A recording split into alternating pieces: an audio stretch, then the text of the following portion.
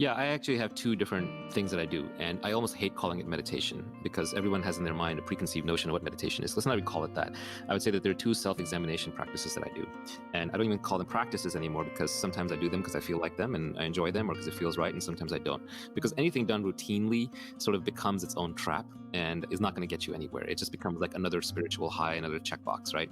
Now, is it fair though to say that you're able to opt in and out now because you had a certain front-loading period of doing it consistently? Yeah. Actually, I'll say there are three different things that I do, and I'll go through them. The first is I just read a lot of philosophy, especially at nighttime before I go to bed.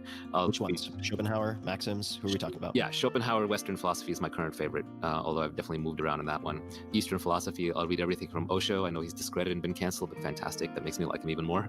Krishnamurti, I don't know, Kapil Gupta, Rupert Spira. I mean, it's all over the place. Anthony DeMello, he's fantastic, actually. I'm going to start with one book, start with Anthony DeMello's Way to Love, or his book Awareness. They're both really good. But there's a ton of them. I basically read a lot of philosophers. Siddhartha, Vasistha's Yoga, Bhagavad Gita, the Tao Te Ching. I'm always going through one of these books at any given time, and usually rereading for inspiration.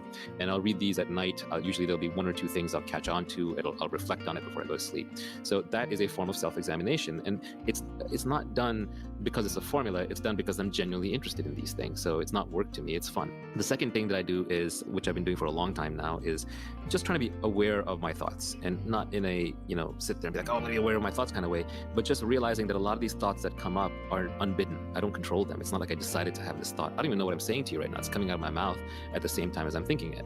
So where is this coming from? Who is this person? What is this person saying? Is this true? Is it correct? Has he been correct in the past? Is he just being paranoid now? Is he being crazy? What are his underlying motivations? And I'm not even questioning it so much, but more just kind of seeing it. And after a while, when you see it, you start seeing through your own BS. You start seeing how you're mainly just justifying whatever the heck you want to believe because it's good for your survival, or it's good for your replication, or it's good for your money, or it's going to get you laid, or any of these various things. And when you're doing that reflection, is it sitting at a table, pen and paper? Is it sitting in half lotus with your eyes closed? What is No, it's literally just walking around. It's just walking around. It's just life. It's just life. Just if you say something to me, I'm always going to listen to it with a slightly critical filter because you're external to me. Applying that same filter to my own thoughts gives me a level of peace and distance from them, and the ability to see through my own BS, which I think makes my life better. So I've just found that to be a useful way of life. But there are lots of times where I forget to do it. I get caught up in some emotion, some runaway train of thought. But usually these days I can catch myself and be like, oh, okay, I'm in that mindset again. I'm having that mode of reactions again. And when the mind sort of sees me chattering, it quiets down a bit, right? And like I said, it's back to that crazy roommate analogy, which I originally picked up from Michael Singer, by the way. He has a good book called The Untethered Soul.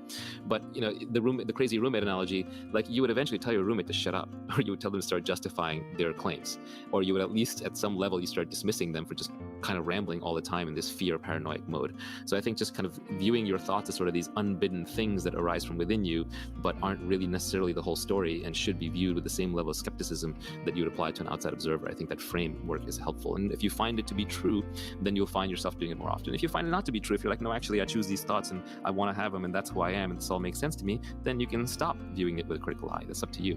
But the last one is the one that I think people think of as more traditionally meditation, which is sitting down and meditating.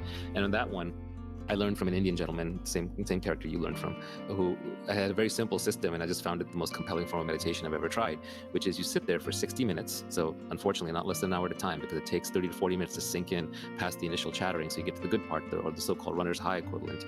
And you sit for 60 minutes every day, and you do it for at least 60 days, and you do it first thing in the morning when your mind is clear and you're alert and you've had a good night's sleep, and you sit up with your back straight, and you can use cushions or you can use a chair or whatever. There's no magic position.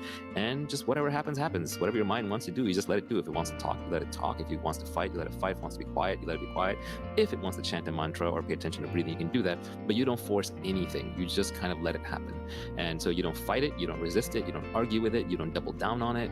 You just kind of let things happen. And when you do that for at least 60 days, my experience has been that you kind of clear out your mental inbox, and all the craziness that was going on, all the chattering will come out. Some problems will get resolved. You will have some epiphanies. You will make changes to your life. Some will be self-examination.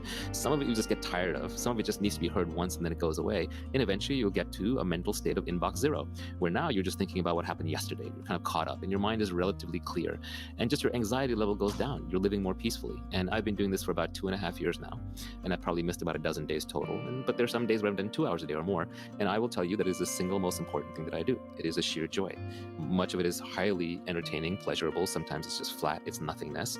I can't even tell you why I do it. I can't even tell you what's going on in that state. But I will tell you that that time spent by myself is the most important time that I have. And thanks to that, I am now much more self-contained. I don't feel like I need other people. I don't need external sources of pleasure or happiness all the time. I drink less. I'm not attracted to trying any drugs whatsoever. It's just life is easier. It's more pleasant. I don't take things as seriously. I'm not afraid of my mortality as much anymore. I don't fear aging. I don't lust after things. I don't have this constant pervasive need to find something outside of me to make my life better.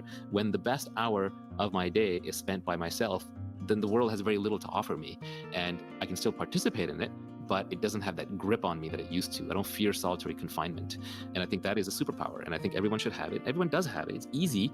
It requires doing nothing. It's your birthright. You can't fail at it. There's no way to fail at it. Literally all you have to do is just sit down and close your eyes and just give yourself a break for an hour every day. Just take the time off.